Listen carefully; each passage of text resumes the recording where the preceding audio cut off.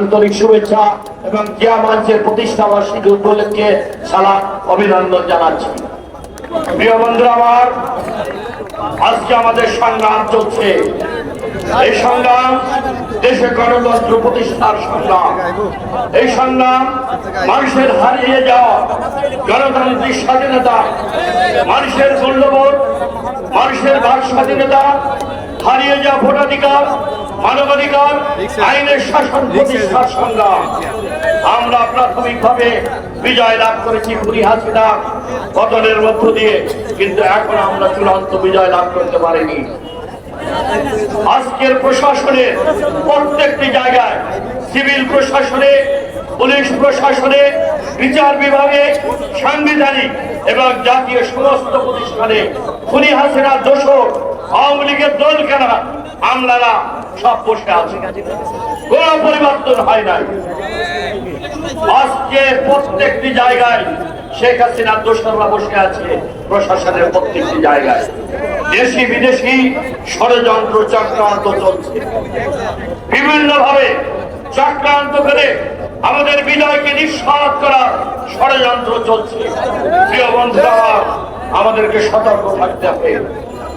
যতক্ষণ পর্যন্ত না আমরা জনগণের ভোটাধিকারের মাধ্যমে, সুষ্ঠু নির্বাচনের মাধ্যমে, নতুন একটি পার্লামেন্ট নির্বাচনের মাধ্যমে গণতন্ত্রের উত্তরণের পথে গণতান্ত্রিক শাসন ব্যবস্থা ফিরে আসবে, ততক্ষণ পর্যন্ত আমাদের রাজপথে সংগ্রাম চলতে থাকবে, চলতে থাকবে।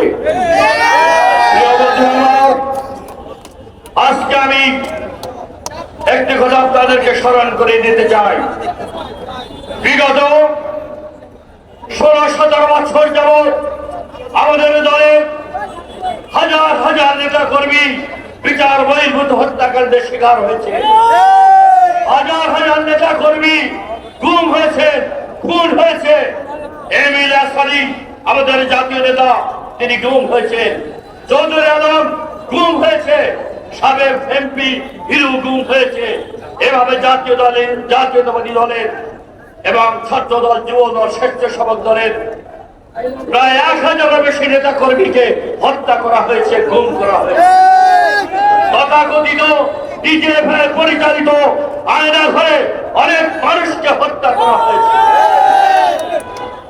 আজকে বাংলাদেশের ছাত্র জনতা রক্তের মধ্য দিয়ে খুনি হাসিনার পতন হয়েছে।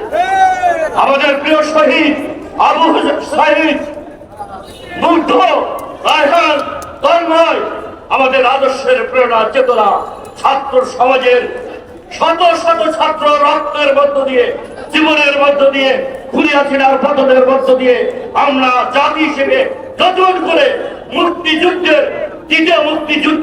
দ্বিতীয় স্বাধীনতা আমরা বিজয় দিবস লাভ করেছি। এই 5ই আগস্ট হল আমাদের মুক্তিযুদ্ধের দ্বিতীয় বিজয় দিবস। আর আবু সাঈদ, মুগ্ধ, তন্ময়, রায়হান হলো আমাদের দ্বিতীয় মুক্তিযুদ্ধের বীরশ্রেষ্ঠ শহীদ। তারা আমাদের যোগ্য রক্তের উত্তরাধিকার, তাদের রক্তের ঋণ আমরা কোনোদিন ভুলে যাব না।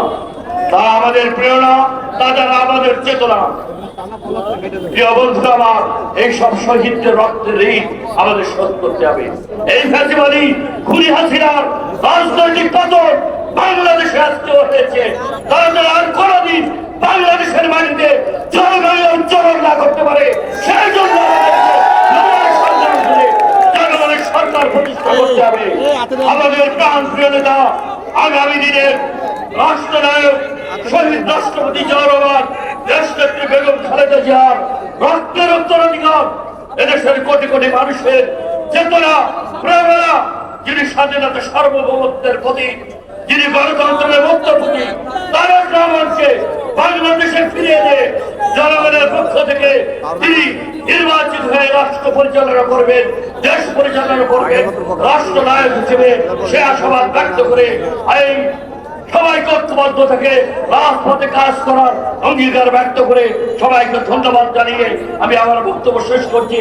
খোদা হাফেজ। বাংলাদেশ জিন্দাবাদ, জিয়াবাদ জিন্দাবাদ। শহীদ জিয়া অমর হোক।